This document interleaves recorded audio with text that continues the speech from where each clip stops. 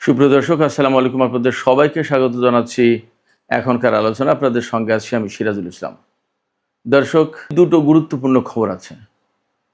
একটা খবর হচ্ছে ইরানের জাতীয় নিরাপত্তা বিষয়ক সংসদীয় কমিটির প্রধান তিনি বলেছেন মধ্যপ্রাচ্য অঞ্চল থেকে খুব শিগগিরই মার্কিন বাহিনীকে বহিষ্কার করা হবে। খুবই গুরুত্বপূর্ণ কথা।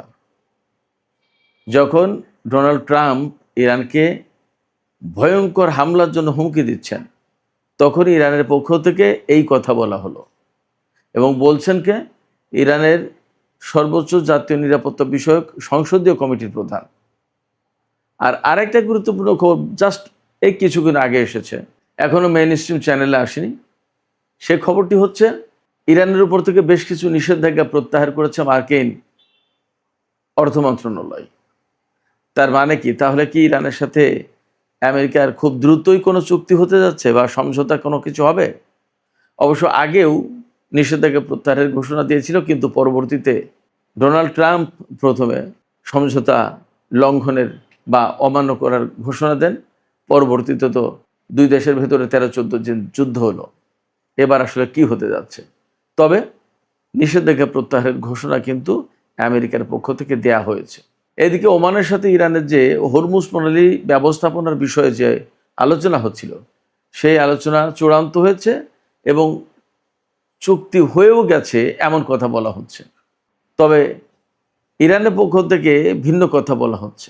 কি সেই ভিন্ন কথা? এদিকে ইরানের পররাষ্ট্রমন্ত্রী সাইয়েদ আব্বাস আরাকচি শুক্রবার পাকিস্তান সফরে যাবেন। তার মানে বেশ কিছু ঘটনার ভেতরে ঘটছে। আইআরজিসির পক্ষ থেকে ঘোষণা দেওয়া হয়েছে। এই পরিস্থিতির ভেতরেও সম্মিলিত একটা মহড়া হতে চলেছে বিরাট বিশাল। আর আইআরজিসির পক্ষ থেকে ঘোষণা দেওয়া হয়েছে তারা নতুন করে নতুন ধরনের জাহাজ বিধ্বংসী ব্যালিস্টিক ক্ষেপণাস্ত্র তারা মোতায়েন করবে আমেরিকার বিরুদ্ধে লড়াই করার জন্য। সুপ্রিয় দর্শক, এই বিষয়গুলো নিয়ে এখনকার ভিডিওতে বিস্তারিত আলোচনা করার চেষ্টা করব। আশা করি আলোচনা ভালো লাগবে এবং আপনারা শেষ পর্যন্ত সঙ্গে থাকবেন। আর আলোচনা যদি ভালো লাগে লাইক কমেন্ট শেয়ার করবেন এবং চ্যানেলটি সাবস্ক্রাইব করে আমাদের পাশেই থাকবেন। দর্শক, চলুন বিস্তারিত আলোচনা করি। প্রথমে যে বিষয়টি আমি বলছিলাম, ইরানের জাতীয় নিরাপত্তা বিষয়ক সংসদীয় কমিটির যিনি প্রধান ইব্রাহিম আজিজি, তিনি বলেছেন মধ্যপ্রাচ্য অঞ্চলে আমেরিকার যত ঘাঁটি আছে সমস্ত ঘাঁটি থেকে মার্কিন সেনাদেরকে বহিষ্কার করা হবে। এই কথা তিনি বলেছেন এক্সপোস্টে। এবং তিনি আরও বলেছেন সেদিন খুব বেশি দূরে নয় যেদিন বা যখন মধ্যপ্রাচ্যের ঘাঁটিগুলো থেকে মার্কিন সেনাদেরকে বহিষ্কার করা হবে। তিনি খুব কনফিডেন্সের সাথে বলছেন কে? ইরানের জাতীয় নিরাপত্তা বিষয়ক সংসদীয় কমিটির প্রধান। এটা যেন তেন কোনো ব্যক্তি না, যেন তেন কোনো কমিটি না, এটা খুবই গুরুত্বপূর্ণ। এই কমিটির পক্ষ থেকে ইরানের জাতীয় নিরাপত্তা এবং পররাষ্ট্রনীতি বিষয়ক নীতি নির্ধারণ করা হয় এই কমিটির পক্ষ থেকে। তার মানে ইরানের সংসদ কিন্তু খুবই স্ট্রং। প্রেসিডেন্ট মন্ত্রিসভা যা খুশি তাই করবেন আর সংসদে হ্যাঁ না করবেন তা কিন্তু না। যে কোনো বিষয়ে সংসদে যদি সিদ্ধান্ত হয়, সেই সিদ্ধান্ত বাস্তবায়ন করতে কিন্তু সরকার বাধ্য। এই যে কথাটা, এই কথাটা কিন্তু খুব গুরুত্বপূর্ণ এবং ওজনদার কথা। আমরা এই কথা কখন শুনছি? আমরা যখন বিভিন্ন গণমাধ্যম থেকে খবর পাচ্ছি যে ইরাক, কুয়েত, বাহরাইন, কাতার এবং জর্দান এর বহু ঘাঁটি থেকে, এই সমস্ত বহু ঘাঁটি থেকে মার্কিন সেনা এবং বিমান প্রত্যাহার করা হয়েছে। এবং এই সমস্ত বিমান আর সেনার অনেক কিছু ইউরোপের কোনো কোনো দেশে পাঠিয়ে দেওয়া হয়েছে, আর কোনো কোনো বিমান এবং সেনা ইসরায়েলে রাখা হয়েছে। আমি এই কথা দিয়ে বোঝাতে চাইছি এই যে ইরানের পক্ষ থেকে কিন্তু আমেরিকার উপরে এই যুদ্ধের ভেতরে প্রচণ্ড রকমের চাপ সৃষ্টি করা হয়েছে। এই চাপ সৃষ্টির কাজটা কিভাবে করা হয়েছে? আমেরিকা ইরানের উপর হামলা চালালেও ইরান হামলা চালিয়েছে, আবার ইদানিং আমেরিকা হামলা না চালালেও ইরান হামলা চালিয়েছে। ইরান যখন মনে করেছে যে কুয়েতের ওই ঘাঁটিতে হামলা চালানো দরকার, ইরান কিন্তু এই কয়েকদিন তাই করছে। যদি ইরান মনে করেছে জর্দানের ওই ঘাঁটিতে হামলা চালানো দরকার, তাই করেছে। আমেরিকা ইরানের উপর হামলা চালাক না চালাক, যুদ্ধের ধরন কিন্তু পাল্টে গেছে। এবং আমরা এই যে ধরনটা দেখছি, তার মানে হচ্ছে আমেরিকা কার্যত তার শক্তি সামর্থ্য অনেকটা দুর্বল হয়ে পড়েছে। এরই প্রতিফলন হচ্ছে এই যুদ্ধ না করা, কিংবা ইরান যে পরিমাণে হামলা চালাচ্ছে তার প্রতি উত্তরে প্রয়োজনীয় হামলা না করা।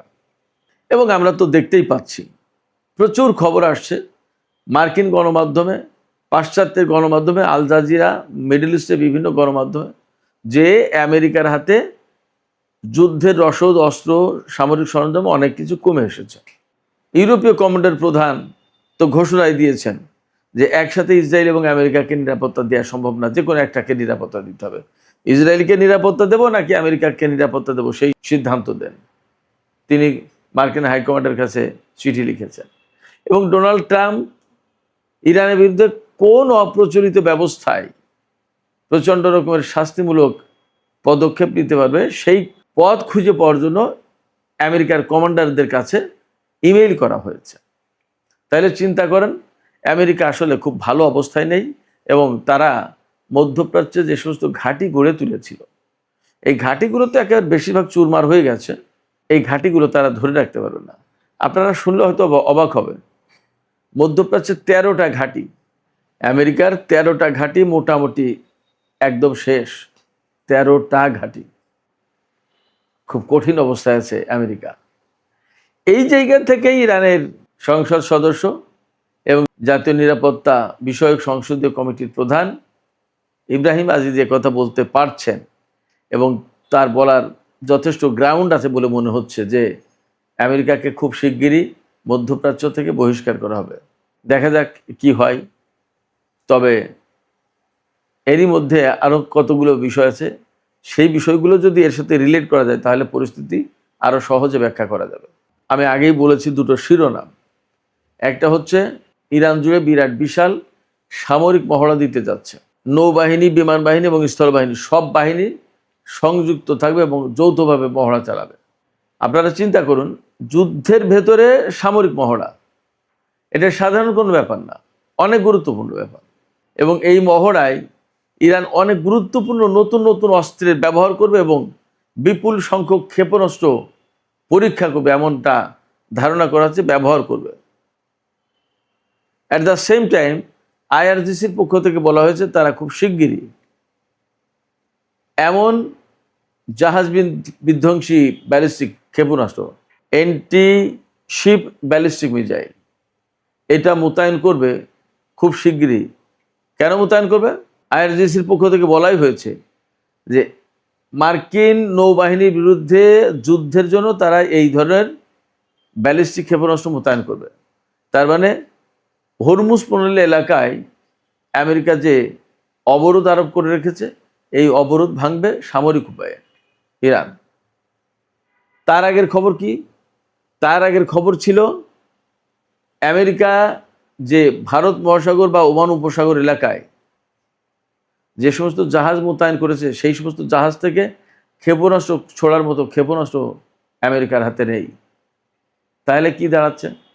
তাহলে দাঁড়াচ্ছে যে আমেরিকা আসলেই তারা অস্ত্র এবং সামরিক সরঞ্জামের ঘাটতিতে পড়েছে।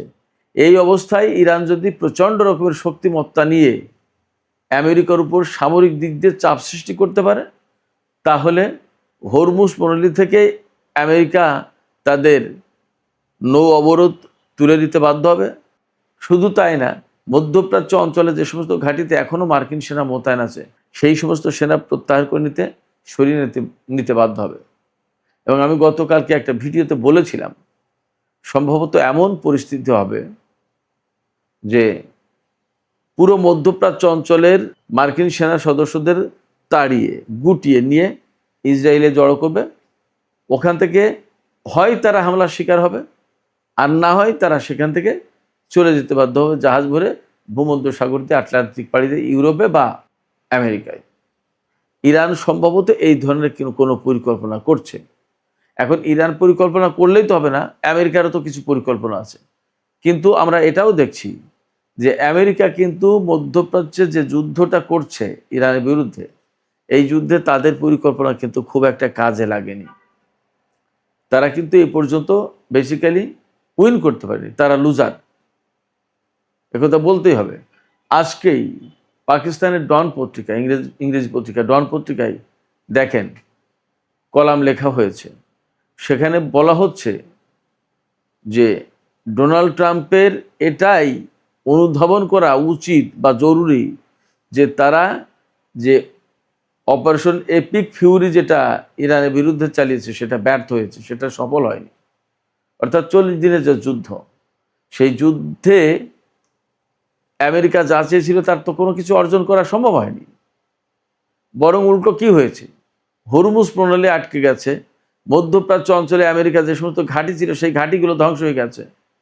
মধ্যপ্রাচ্যে আমেরিকার যে মাতব্বরি ছিল, সারা বিশ্বে যে প্রভাব ছিল, সেইগুলো শেষ।